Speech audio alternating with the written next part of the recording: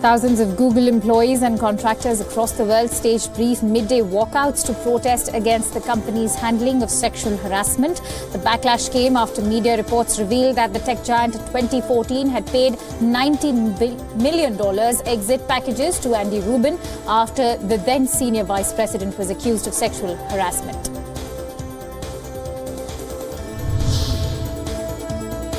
Brazil's President-elect Jair Bolsonaro has reiterated that he plans to move Brazil's embassy in Israel from Tel Aviv to Jerusalem. Bolsonaro tweeted, and I quote, "As previously stated during our campaign, we intend to transfer the Brazilian embassy from Tel Aviv to Jerusalem. Israel is a sovereign state and we shall duly respect that." Praising Bolsonaro, Israeli Prime Minister Benjamin Netanyahu welcomed Bolsonaro's plan. Brazil would become the third country to have an embassy in Jerusalem after the US and Guatemala.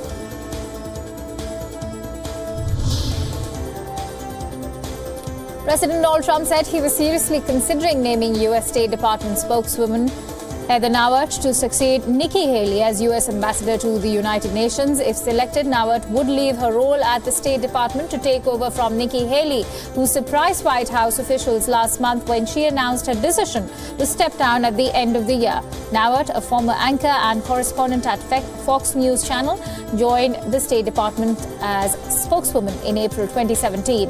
She would be an unusual choice for the senior diplomatic post as she has no prior political or policy-making experience.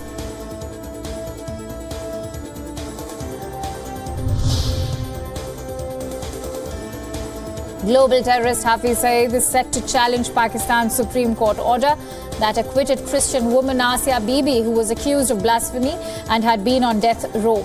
In a statement, Saeed said that the government should review the decision to bring back peace in Pakistan. Meanwhile, 2 days after the verdict, the country continues to be on the boil. 14 different religious parties have called for a country-wide strike. All schools and colleges to remain closed today.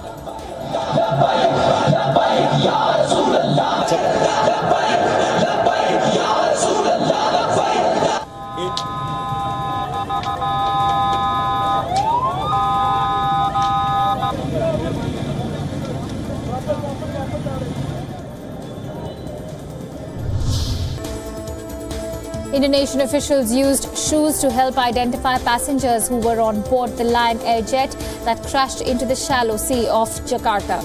Family members have been visiting a port near the capital city to identify various belongings, including a number of shoes that were on display.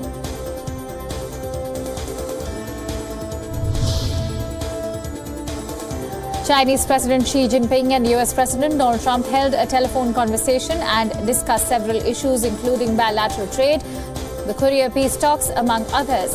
The two leaders agreed to hold bilateral talks in the upcoming G20 summit in Argentina. The telephonic conversation comes at the time of the two countries being locked in a bitter trade war since the last few months. According to a report, Trump emphasized on the US-China economic and trade cooperation and said that he would like to continue to expand export to China.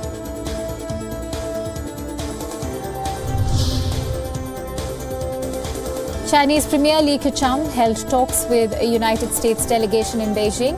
Both sides called for mutual respect ahead of a meeting between their leaders. Chinese Premier Li expressed hope that the relations between the two nations would resume normalcy.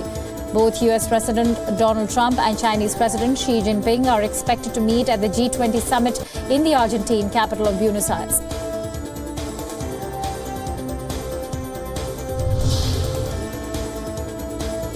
Central American migrants continued their trek through southern Mexico to reach the United States. Over 7,000 migrants from Guatemala, Nicaragua, and El Salvador left their countries in search of a better life in the U.S. The migrants resumed their journey despite U.S. President Donald Trump's threat of deploying military at the U.S.-Mexico border.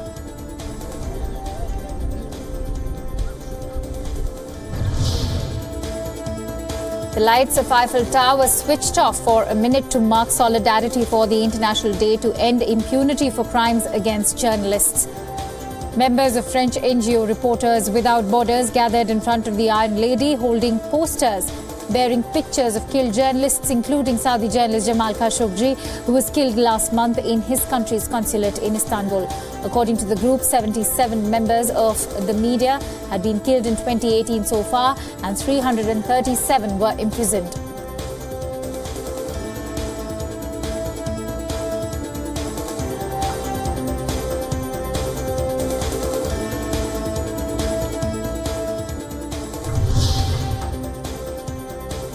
Suspected members of the Islamist Boko Haram insurgency killed at least 15 people in an attack on a group of villages in northeast Nigeria.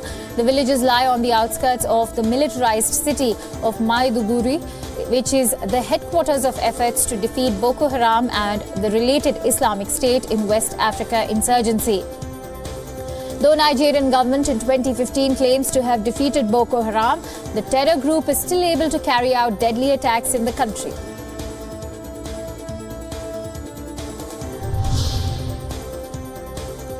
US soldiers with equipment and machinery have arrived in the state of Texas, which borders with Mexico. This after President Donald Trump threatened to deploy over 15,000 troops at the US-Mexico border to halt what he called the invasion of migrants.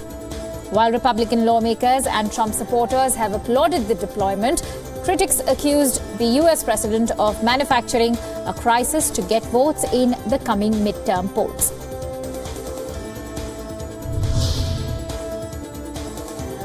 Thousands of Venezuelan migrants lined up at the visa office in Peruvian border city of Tumbes. The migrants are trying to gain entry into Peru before tighter migration controls come into force, which will make possessing a passport compulsory in order to get a work permit in the country.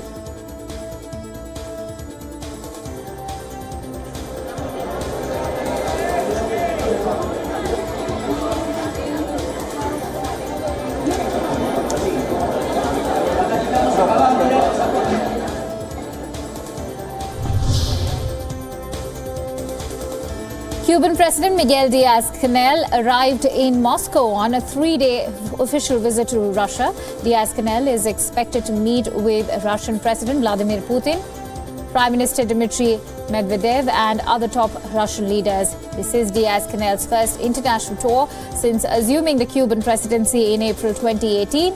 The Cuban president will also be visiting China, North Korea, Vietnam and Laos after Russia.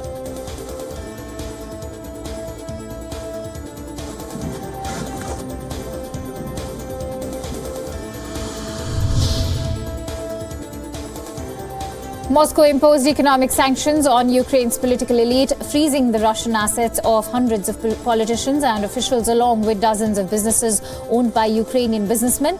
The sanctions were set out in a decree signed by Russian Prime Minister Dmitry Medvedev and were described as counter-sanctions drawn up in response to similar Ukrainian measures against Russian citizens and companies.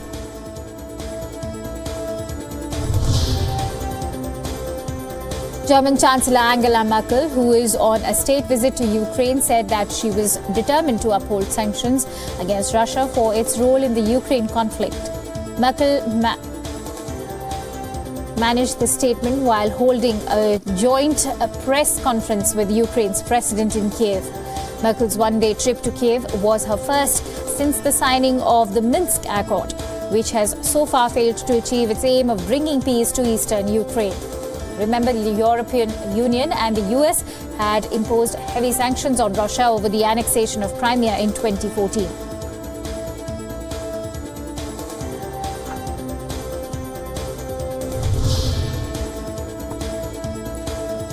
The suspect of Pittsburgh's synagogue attack has pleaded not guilty to all 44 counts against him.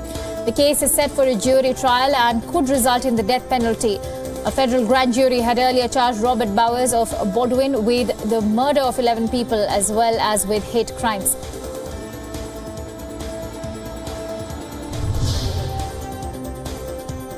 A human rights group has said that sexual abuse by officials in positions of authority in North Korea is a routine affair. Several activists have raised the issue of country's abysmal human rights record amid an international push to improve relations with the hitherto isolated nation.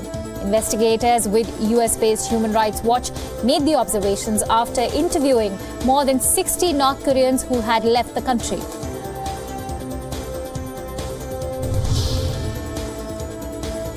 Ecuadorians for and against Julian Assange held rival protests in the capital Quito amidst tensions between the WikiLeaks founder and the Ecuadorian government. Earlier this week, Assange accused the Ecuadorian government of requiring him to pay for medical bills and phone calls. He also accused Quito of trying to seek his removal from the building. His comments have sparked an outcry from his supporters in Quito. Assange took refuge in the embassy 6 years ago to avoid extradition to Sweden in a sexual assault case that was later dropped. Mr. Boy for the sign, sir. How do you feel, dear?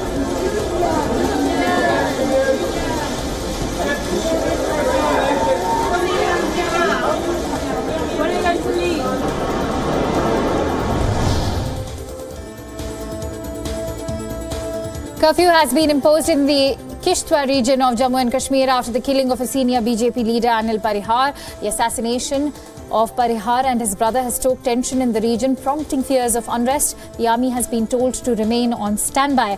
Meanwhile, Indian Minister Jitendra Singh has rushed to Kishtwar to take stock of the situation. The police are still determining whether the killing was carried out by terrorists or local criminal.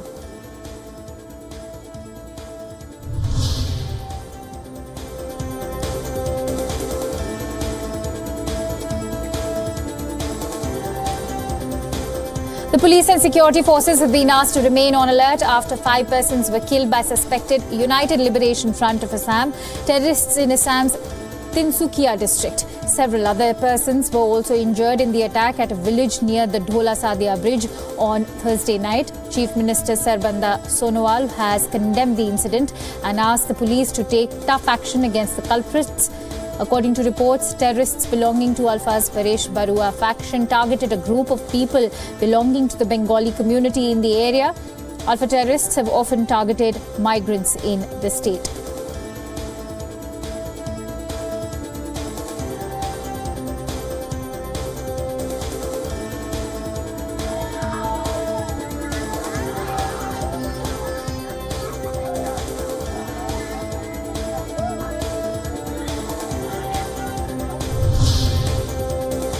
Seven camels have been killed in an accident when a truck carrying them toppled in desert city of Churu in Indian state of Rajasthan. The truck carrying 13 camels was on its route to southern Hyderabad city when it toppled, killing 7 of them and injuring the remaining 6 because of being overburdened.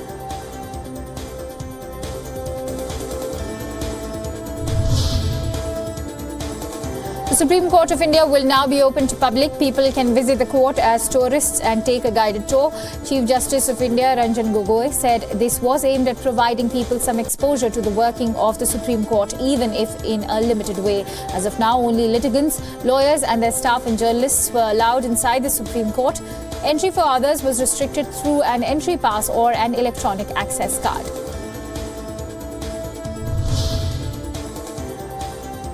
A 96-year-old woman from Kerala has taught the world that there is no age limit for learning. The Wonder Woman from Kerala has topped the qualifying Class 4 exam with a 98% score, and that's not it. She has plans to progress further and complete studies up to Class 10.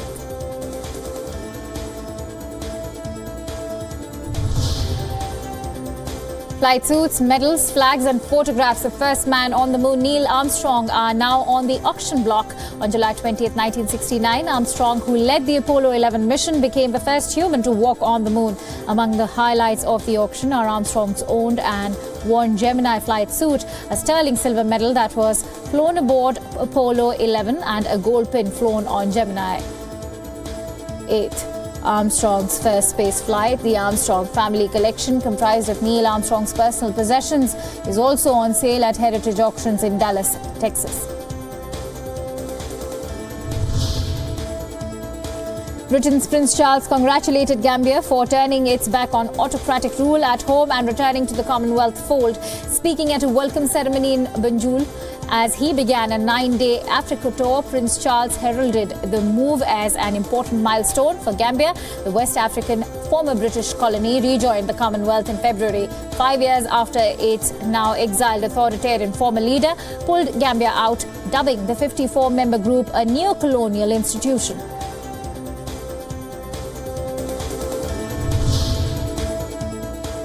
An LGBT dance group in Mexico offered transgender and homosexual performers a chance to take part in traditional dance and tackle prejudice at the same time. Folk dance in the country is performed in pairs and gender roles are typically strictly enforced. This had effectively barred trans people from dance groups, but the dance group allowed people to choose the role of their gender, which they identified with the most.